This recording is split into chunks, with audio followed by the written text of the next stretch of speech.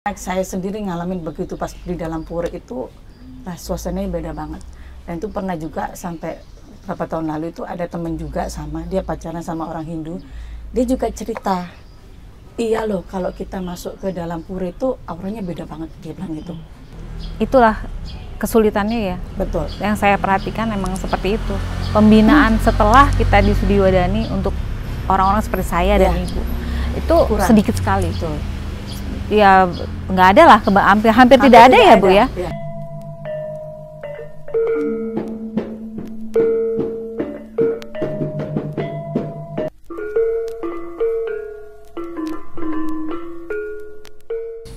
Om Swastiastu. Selamat siang umat sedharma sekalian. Kembali kita berjumpa dalam obrolan Dharma. Kali ini saya kembali bersama seorang Dharmika. Nama beliau adalah Ibu Cici. Nah, kita akan mendengarkan pengalaman perjalanan kembalinya Ibu Cici ke Jalan Dharma. Untuk itu saya akan mempersilahkan Ibu Cici untuk memperkenalkan diri beliau. Silakan Ibu. Terima kasih Bu Lasmi. Om Swastiastu, umat sedharma. Nah kan saya Cici Anggraini. Di sini saya mulai masuk Hindu itu karena ikut suami Bu. Oh, okay. Seperti itu. Jadi bukan dari kemauan sendiri, bukan. Asal dari mana Bu? Saya asal dari Surabaya. Oh, gitu. Dari Surabaya. Ya. Karena berdasarkan perkawinan berarti Bu ya? Betul, berdasarkan perkawinan. Bapak dari Bali? Bapak dari Bali, asli orang Singaraja. Oh, gitu. Ketemunya saya di Surabaya. Oh, ketemu di Surabaya. Iya, ketemunya di Surabaya dan waktu itu belum tahu tentang agama Hindu. Yang ya tahunya itu agama Hindu kalau dari zaman kita sekolah cuma apa sih Hindu itu? Masa patung disembah, cuma situ doang. Gitu. Mungkin waktu sekolah dulu hanya tahu Hindu adalah sebuah agama aja, titik gitu ya Bu ya. Belum tahu dalam-dalamnya. Nah, perjalanan Ibu sebelum ketemu Bapak nih, tentu kayak Ibu tadi bilang kan tidak tahu ya tentang agama Hindu ya. Terus ketemu Bapak nih ya. Nah, selain alasan untuk pernikahan, ada nggak kira-kira alasan lain Bu? Tidak ada. Jadi murni karena ikut suami. Jadi kalau untuk alasan pribadi pun mau pindah agama enggak.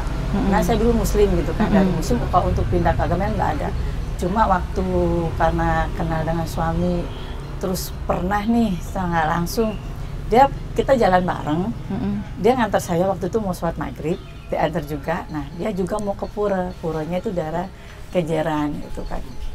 Saya diajak juga, terus dia bilang nggak apa-apa masuk aja gitu kan, emang boleh gitu kan, nggak apa-apa masuk, kita duduk di bawah pohon gitu ya, nungguin dia sembahyang. Di saat kita menunggu dia sembahyang itu perasaan di sini tuh gimana ya, adem banget itu, dan dari situ tuh langsung kebayang kayaknya aku kalau di dulu nggak pernah deh masuk tuh seadem ini, maksudnya di agama saya yang dulu gitu ya. Di sini saya tidak menjelekkan agama. Nah dari situ tuh pokoknya auranya itu beda banget, jujur tuh yang saya alamin. Kok di sini adem, dari situ tuh saya cuma ngelihat dan tempat mesananya tuh sampai tinggi tuh saya lihat. Saya cuma menerawang sampai atas itu apa ya yang diiniin, kok pokoknya tuh auranya tuh beda banget. Dan di sini tuh lebih ayem. Lebih nyaman. Lebih ayem, lebih nyaman, seperti itu yang saya rasain. Jadi tidak ada paksaan, karena dulu waktu kita pertama pacaran pun saya udah ngomong, wah kita nggak bisa nih, kita agama aja udah beda, kayaknya kita mentok gitu doang sih Bu. Cuma itu sebelum kita ke pura, masuk ke pura. Tapi begitu dengan kita masuk ke pura itu kok, itulah nggak ada duanya yang saya rasain ya dimanapun gitu. Itu sih yang pengalaman secara nggak langsung gitu dari situnya. Nah pada saat pacaran nih, masih pacaran Betul. Bu, ada nggak kira-kira calon suami ini pacarnya Ibu menyinggung soal kemungkinan untuk pindah agama, atau kira-kira sedikit demi sedikit membimbing? Ada nggak kira-kira nyentil deh tentang agama Hindu gitu? Ada sih secara langsung, karena dari pura itu kita ngelihat, terus dia langsung ngasih saya buku nih, saya beragama Hindu. Dia nggak banyak ngomong orangnya, kamu baca ini, gitu. Di kos-kosan saya baca nelaah, dari situ tuh mulai kebuka. Maksudnya gini, kalaupun kita masuk, ada bimbingannya. Karena saya berdasarkan buku saya beragama Hindu ini. Jadi dia nggak pernah bilang, oh Hindu tuh begini-begini, nggak ada. Jadi dia tambah banyak ngomong, langsung suruh baca saya beragama Hindu. Dari situ kan ada nih, di sini kan disounding juga ya. Awal mula ceritanya bagaimana umat yang mau masuk ke Hindu, terus perjalanan seperti apa dari situ. Itu pun yang pernah sih kakak saya sampai nyinyir gitu ibaratnya gitu. Lu belum nikah ibaratnya gitu. Tapi ngapain kamu ikut puasa? Pernah saat itu pas mau nyepi. Itu saya sudah coba belajar puasa. Puasa nyepinya kan 24 jam ya. Iya. Saya sampai begini, bisa nggak ya? Sedangkan saya dulu muslim aja, kalau puasa beban bagi saya gitu kan. Karena saya nggak bisa nahan lapar ibaratnya gitu. Bisa nggak ya sampai besok pagi? Saya nanya. Makanya jam berapa? Besok pagi, jam 7 gitu kan. Itu pun kita makannya setelah sembayang dulu, dari pura ke pura gitu kan. Oh gitu ya. Nah, kalaupun sebelum nyepi itu kan ada kayak apa itu yang acara ogoh-ogoh itu apa ya? Tawur Agung. Tawur Agung. Iya, kayak begitu kan. Kalau sebelum nyepi kan ada itu dulu. Nah, itu kita juga diajaknya ke Pura Bongso Wetan. Jadi ikut Tawur Agung itu perjalanannya, ada gini namanya ogoh-ogoh, dan tuh lumayan jauh tuh ngiterin desa Bongso Wetannya. Betul. Di situ terus sembahyang di Pura Bongso Wetannya juga unik banget gitu kan. Karena umatnya tidak membaur. Di situ cowok sisi kanan, cewek sisi kiri, seperti di muslim ibaratnya di masjid. Iya, di masjid. Kok gini gitu kan. Dan kebetulan di Bongso Wetan itu umat Hindunya mayoritas orang Madura. Jadi secara nggak langsung saya jadi tontonan orang-orang di situ, karena ini baru pertama diajak sembahyang gitu kan, masuk aja gitu, ikutin, liatin gerakannya gitu.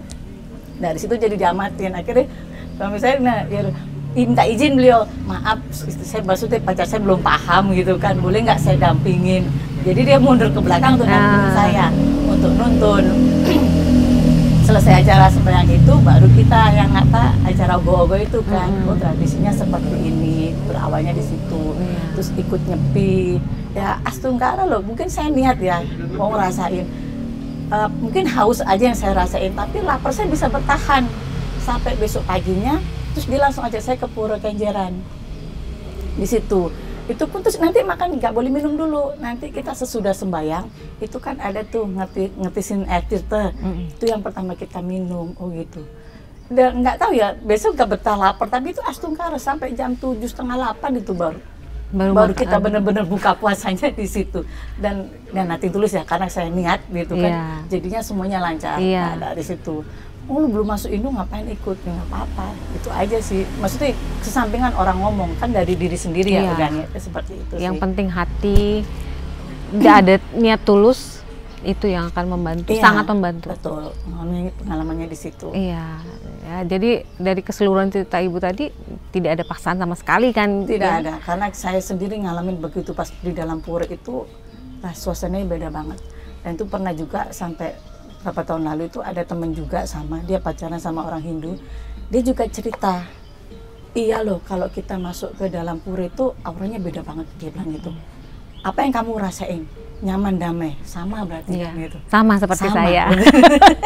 Jadi kalau orang maksa kan beda ya, pasti kita udah apaan sih, udah gitu dulu. Tapi karena kita otodidak langsung gitu kan, ngeliatnya, ternyata beda memang, tanpa ada paksaan kita. Cuma datang gitu. Cerita saya juga begitu Bu, jadi awal mulanya dari ke pura, masuk ke pura, sembayang aja nggak tahu, bukan sembayang ya istilahnya, duduk aja, kayak meditasi, hanya merasakan sekeliling, dan itu sudah membuat kita nyaman dan betul-betul tertanam dalam pikiran, dan niat itu muncul dari sana. Itu nggak mungkirin deh, auranya beda memang yang kita rasain. Nah, selanjutnya Bu, nah kapan Ibu memutuskan untuk masuk Hindu? Di saat pas mau nikah. Jadi sebelum kan ketemu nih sama mertua, kita janjian di Solo gitu kan. Pas mau tahun baru 2011, janjian kita ketemu Solo di situ. kita juga diajak nih ke Pura Karanganyar. Di situ juga, maksudnya udah dikenalkan ke pura-pura nih. Liburan sekalian kita lihat di situ. Pertama juga kita masuk di Pura Karangasem itu jamaah langsung sembahyang. Saya bingung, sembahyang gimana sembahyangnya, saya nggak tahu gitu kan. Balik lagi ngulang lagi, udah yuk ikutin duduk mentimpuh gitu kan. Terus dengerin aja, ikutin gerakannya. Jadi ya doanya ya dari Pak Mangkunya gitu kan. Duduk aja mentimpuh. Ya saya rasain ya ngikutin aja prosesnya itu. Nah selesai sembahyang dari situ, Pak Mangkunya ngomong, mungkin diceritain ya, yang ini Muslim kayak mau masuk ke Hindu mungkin dari situ. Terus Pak Mangkunya bilang, Ibu nanti kalau ada yang pulang dari sini mimpi, dimimpiin, telepon saya. Pak Mangkunya ngomong begitu. Saya dalam hati, mimpi siapa yang dimimpiin? Gitu doang, simpel gitu kan. Keluar dari pura situ, kita mau menuju ke Candi Ceto. Itu kan jaraknya nggak jauh sebenarnya. Cuma benar di situ saya sangat ketiduran cuma sebentar, Bu. Di saat ternyata yang dimimpin tuh saya. Itu ada seorang ibu, cewek pokoknya, pakai jubah putih-putih, nggak kelihatan mukanya. Dia ngasih saya bungkusan putih. Dikasih, nggak banyak nggak ada omongan apapun. Saya cuma mikir apa ini. Udah gitu kebangun saya. Kebangun nih, saya masih di perjalanan di mobil gitu kan.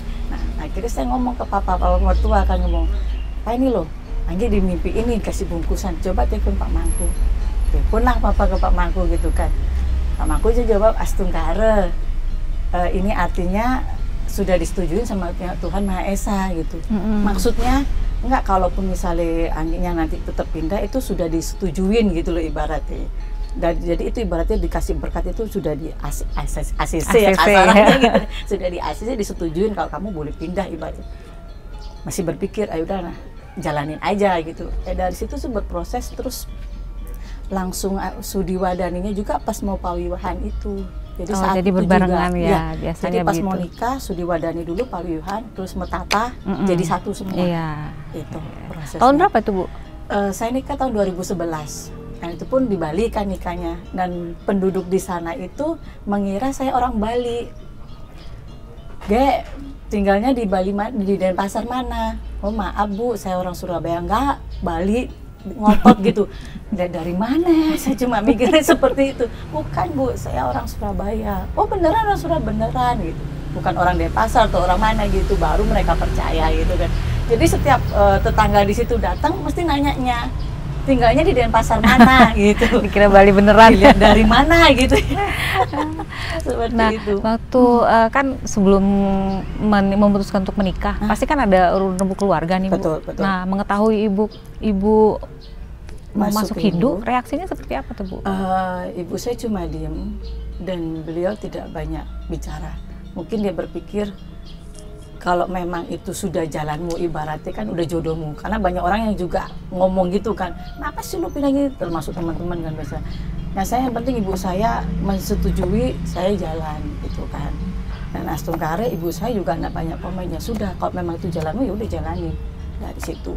Walaupun teman di sekitar tuh banyak banget yang menghujat ibaratnya udah gitu. Pasti. Ngapain sih lu masuk Hindu, lu tau kan Hindu apa patung disembah? Itu kan kata kasarannya seperti itu. Akhirnya saya, mungkin saking gemes ya, saya cuma bilang gini, yang jalani masuk Hindu saya. Kalaupun saya masuk neraka, kan saya yang nanggung. Itu kan urusan saya sama Tuhan. Ngapain kalian pusing? Baru mereka semua diam. Kan benar Bu, iya, bukan betul. mereka yang ini kan yang jalanin saya. Kalaupun urusan dosa kan saya yang nanggung, saya bilang gitu aja. Langsung diam semua. Semenjak itu ketemu ndak ada yang mengungkit lagi, kenapa lu masuk Hindu, kenapa lu masuk, nggak ada lagi. Jadi dari keluarga juga setuju. Terus saya nikah pun di Bali, keluarga jauh pun yang dari bapak datang Bu. Kan secara nggak langsung kita jarang komunikasi, tapi begitu kasih tahu saya nikah di Bali, pada datang loh. Jadi semua keluarga datang ya? Iya bener, secara nggak langsung keluarga dari bapak utama gitu kan nggak pernah kita jauh lah ya, jarang komunikasi. Itu sampai datang. Wah Astungkara banget ibaratnya dari situ sih, mungkin secara nggak langsung dari pihak keluarga pun mensupport ibaratnya. Iya. Emang restu orang tua ya Bu ya? Iya betul. Betul, itu yang sebagaimanapun apapun keputusan kita, seberapapun meyakinkan, tetap harus orang tua gitu. Ya. Dan sekarang pun ibu saya ikut saya gitu. Oh Astungkara ya? Walaupun ibu saya tetap muslim gitu. Iya. Oke. Nah setelah itu setelah masuk agama Hindu, setelah menikah, ada nggak kesulitan? Banget kalau banyak kesulitan ya. itu, karena suami saya cuma ngomong, udah sembahyang kalau misalnya belum apal Trisanda, Gayatri aja nggak apa-apa 3 kali gitu kan. Dan saudara yang di Bali pun juga udah ngasih tahu, nih nanti kalau udah balik ke tempat tinggal masing-masing, kan banyak mayoritas tidak Hindu semua. Iya, betul. Jangan berkecil hati gitu kan. Tetap apa yang kamu jalani sekarang jalanin gitu kan. Terus kalaupun kamu belum tahu doanya, ya udah pakai bahasa Indonesia juga boleh kok. Tuhan tidak marah kalau pakai bahasa Indonesia. Yang penting kamu niat gitu loh sembahyangnya dari situ. Dengan berjalannya waktu, tidak ada pengarahan lagi. Jujur hampa ada. Kalau dari soal tahunya kita kan cuma sembahyang. Terus untuk pelajaran bikin bahan rencana tidak ada, Bu. Makanya saya senang. Maaf, tinggal di Bali waktu itu, Bu? Enggak, saya di Jakarta langsung sini, ya? Langsung di Jakarta. Jadi cuma nikahnya aja di Bali. Itu jadi nggak ada yang dirasain ini apa sih. Jadi murni kita hampa pasti ya, karena kita pengetahuan tentang Hindu pun sudah ada. Cuma suami ngasih taunya sembahyang itu yang hari-hari. Terus suami masukin anak nih sekolah di Pertiwi Abilasa di Rawamangun. Waktu itu PAUD kan, sekolah minggu ya. Seneng nih Bu, karena senang langsung saya bisa sembahyang beli Banten itu pertama. Itu pun saya beli Banten pun saya nggak tahu ya Banten apa yang harus saya beli, bukan. Saya cuma ngamatin Bu, orang beli Banten saya amatin beli canang. Terus ya udah beli canang ala kadare, orang mau sembahyang di pura, iya dia langsung otomatis ambilin. Masuk di pura pun saya amatin nih, yang terutama yang ibu-ibu ya, ini bawa canang, ditaruhnya di mana aja gitu kan. Itu oh tahu, besoknya lagi begitu saya langsung tahu Bu, saya hitung, oh ada 10 kok di Pura Rawamangun untuk ngaturin canangnya itu saya hitung 10 gitu kan. Terus terutama Kak Saraswati, seperti biasa, Banten, kok ada ibu bilang, Bu Banten Saraswati, Bantennya ternyata beda ya. Dalam hati juga, saya nggak tahu, nggak ada yang nuntun gitu kan. Akhirnya sama, Bu beli Banten Saraswati, udah gitu, jadi udah paket gitu. Jadi ngikut aja sama ini. Sampai suatu saat itu pernah di Tempe, warga Tempe ada yang meninggal, gitu kan. Dan kita pun maksudnya sudah ikut Tempe, tapi saya tidak ada grup ibu-ibu Tempe-nya, nggak ada, yang ada cuma suami. Nah dari situ pas ada warga Tempe Cibening yang meninggal, pas papa lagi di Bali, akhirnya suami ngajak gitu kan, ayo ikut yuk, itu di sana juga ada ibu-ibu. Dari situ Bu baru kita bayangin, umat Hindu kan tidak banyak ya, ini menurut saya ya. Pas kondisi di sana, semua yang ngurusi mulai acara pemakaman sampai kremasi itu Tempe semua yang turun. Di Bali?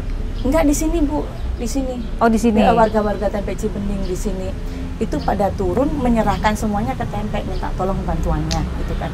Dari situ saya berpikir, iya ya, kalau kita nggak aktif di Tempe, kalau ada apa-apa siapa yang bantu kita gitu kan. Dari situ tuh mulai tuh akhirnya dimasukin di grup Tempe Cibening ibu-ibunya.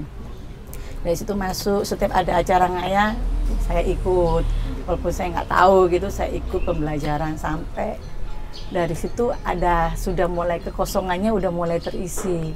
Karena sudah mulai banyak teman. Iya, terus dari sini juga pengen belajar dari sayanya, biar nggak kosong gitu loh. Betul. Itu Ibu. Iya, jadi emang itulah kesulitannya ya. Betul. Yang saya perhatikan emang seperti itu. Pembinaan setelah kita di Studi Wadani untuk orang-orang seperti saya dan Ibu itu kurang. Sedikit sekali. Betul. Ya nggak ada lah, hampir tidak ada ya Bu ya. Jadi ya dari wajar diri kita saja. Sendiri, rata-rata gitu. Wajar tadi kalau Ibu bilang ada perasaan hampa.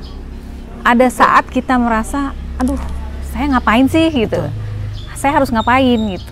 Nah terus kalau itu tidak ditindaklanjuti, tidak seperti Ibu ngambil tindakan untuk cari lihat ke Tempe, cari temen atau belajar atas kemauan sendiri, itu akan tergerus waktu dan akan kembali lagi ke orang kan goyah jadinya di sini apa sih gitu yang ada di Indo ini apa gitu, apa yang kita cari nggak tahu gitu kan kalau kita benar-benar nggak dari kita sendiri kemauannya. Iya. Awalnya niat pasti kuat, tapi setelah itu bimbingannya nggak tahu nih. Bener banget. Iya.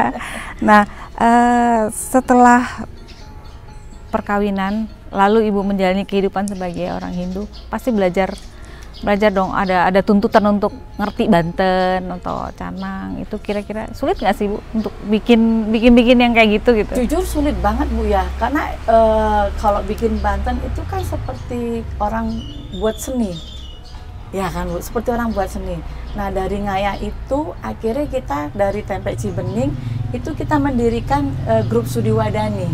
Oh. Sempat itu di Tempe Cibening. Oh gitu. Grup Sudiwadani, jadi ibu-ibu yang dulunya non Hindu masuk ke situ. Yuk kita tiap minggu belajar bikin Banten.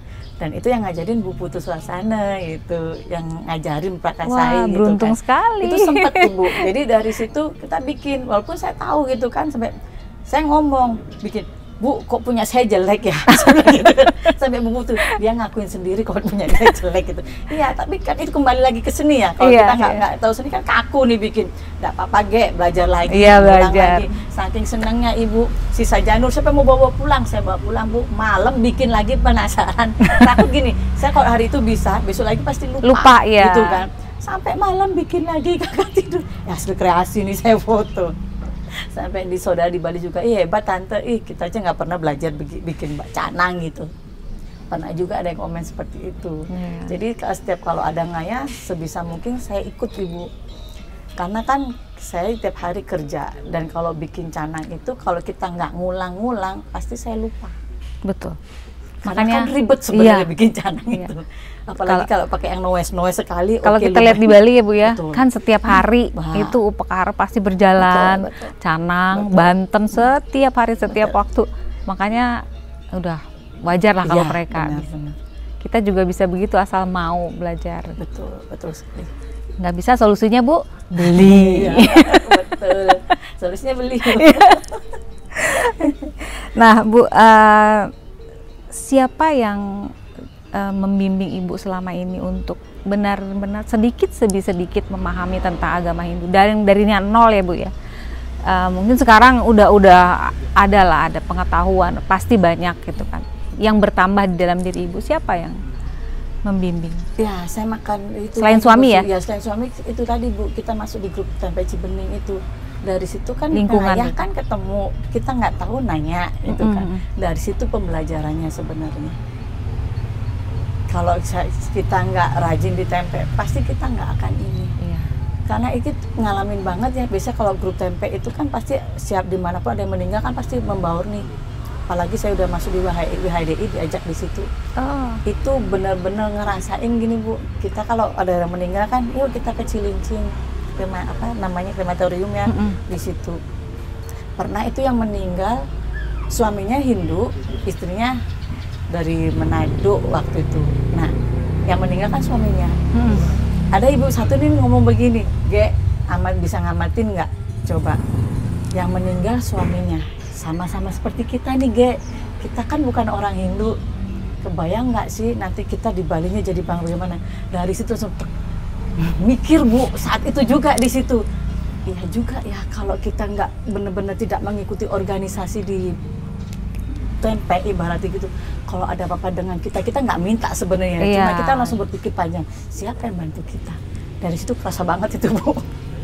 Iya. Akan ada saatnya itu pasti. Betul, pasti akan ada saatnya. Benar kata Ibu, nggak minta, cuman kita harus tetap kan harus wacana itu harus ada ke depannya, harus seperti apa nantinya gitu kan. Itu sih Bu. Tadi ikut WHDI ya Bu ya? Iya. Dia selain WHDI ada organisasi Hindu lain? Ini yang terbaru ikut yayasan di Pura Bekasi. Oh, betul. Ya termasuk aktif juga berarti ya? Iya, secara nggak langsung akhirnya sekarang betul banget Bu. Dengan diajak gabung karena pernah Bu Desi yang di Rawamangun udah nawarin masuk WHDI Jakarta Timur yuk gitu kan. Saya ikut WHDI. WHDI Jakarta Timur. Iya betul. Terus yang di Bekasi nggak bisa, lu tinggal di Bekasi harus ikut yang Bekasi. Ya udah akhirnya masuk. Nah semenjak masuk di WHDI itu jadi lebih banyak Bu pengetahuannya, karena kan kita juga baksos juga. Dari situ sih Bu, lebih banyak ilmunya yang saya dapat. Ya, ya udah dari tempe kan emang harus organisasi lebih besar. Betul. WHDI. Terus kira-kira nih Bu, ada nggak pesan atau apa ya dari Ibu untuk ibu-ibu lain yang non-Hindu seperti kita yang baru akan memahami belajar tentang Hindu, yang mungkin pengetahuannya nol tentang agama Hindu karena masuk ikut suami atau niat sendiri gitu. Kira-kira apa sih yang harus mereka lakukan? Kembali lagi ya Bu, ke diri sendiri ya. Kalau misalnya kita sudah ngasih masukan, tapi kalau dari yang bersangkutan tidak tergerak untuk belajar juga susah. Betul. Jadi saya nggak bisa banyak komentar karena itu kembali ke diri sendiri gitu kan. Kita mau ngasih tahu lu harus ikut aja ke organisasi, nggak jauh-jauh dulu deh masuk ke Tempe dulu. Ya. Karena dari situ kan pembelajaran awal nih. Mulai termasuk ngayah, bikin ini, bikin canang, terus kegiatan apapun kan dari Tempe dulu gitu kan. Nah kalau misalnya dari yang diri sendiri nggak bergerak juga kita susah Bu, mau bagaimana? Dari sendiri dan mungkin lingkungan terkecil ya Bu? Iya, betul. Dari keluarga betul. ya? Harusnya dari dukungan suami sih, itu nomor satu ya, harusnya maju, suruh maju. Walaupun tidak banyak pengetahuan yang bisa ditularkan, tapi setidak-tidaknya sikap dan dukungan, supportnya lebih dari orang-orang lain, dan itu yang bisa mendorong kita untuk berani bertanya dan bergaul lebih banyak. Iya. Jadi karena ikut di Tempe itu kan kita jadi ya itu tadi ada sampai bikin grup studi wadani gitu kan. Itu bagus tuh berjalan. Jadi lumayan nanti di grup siapa mau bawa busung gitu kan. Saya jadi tahu busung itu apa. Porosan itu apa, jadi tahu gitu kan. Kalau misalnya waktu itu tidak ada pembelajaran seperti itu juga masih belum tahu, taunya Banten aja gitu. Iya, itu pun Banten kan banyak artinya. Iya, benar. Belum bikinnya nanti artinya apa? Ya, banyak ternyata Bu. Kalau saya yang penting saya belajar dulu. Iya. Artinya menyusul aja. Tetap karena ujung-ujungnya beli Bu. Iya, oke Bu, mungkin itu yang bisa kita sharingkan buat umat yang lain. Semoga saja berguna ya Bu ya. Jadi dari ada teman juga yang selalu mensupport gitu, ngasih tahu juga. Ada di Pura juga yang biasa jual Banten gitu kan. Kamu nggak beli Banten gitu kan? Buat apa ya? Loh, buat sehari-hari. Saya nggak sehari-hari ya sembahyang aja gitu. Loh enggak, lo harus naruh bantal, harus naruh canang gitu kan. Itu juga saya diajarin, bersyukur banget gitu. Sampai sekarang saya jalanin Astungkara di sini tuh lebih adem, lebih plong. Jadi beli, masukin kulkas, dia bilang gitu kan. Iya, beli canangnya. Kamu beli aja, kamu hitung. Kamu kan kerja, hari kerja. Jadi saya berhitung 5 hari. Jadi mau dapur juga harus dipasang gitu kan. Oh saya berarti 5 yang dipasang. Di situ Bu diajarin nih. Saya mikir, kan nanti layu gini. Masih ada alasan bagi saya gitu. Karena kan kayaknya ribet gitu. Gak usah ribet Mak, sekarang gampang. Dia bilang begitu juga. Udah tinggal pesen. Bu yang pesen Banten. Purnama, Tilem, Kanjeng Enyitan. Itu udah diajarin Bu. Itu wajib. Kanjeng gitu. Kliwon segala ya. Betul. Jadi tiap pagi kita sebelum berangkat kerja gantian sama suami untuk ngaturin gitu. Itu lebih adem sih Bu jadinya.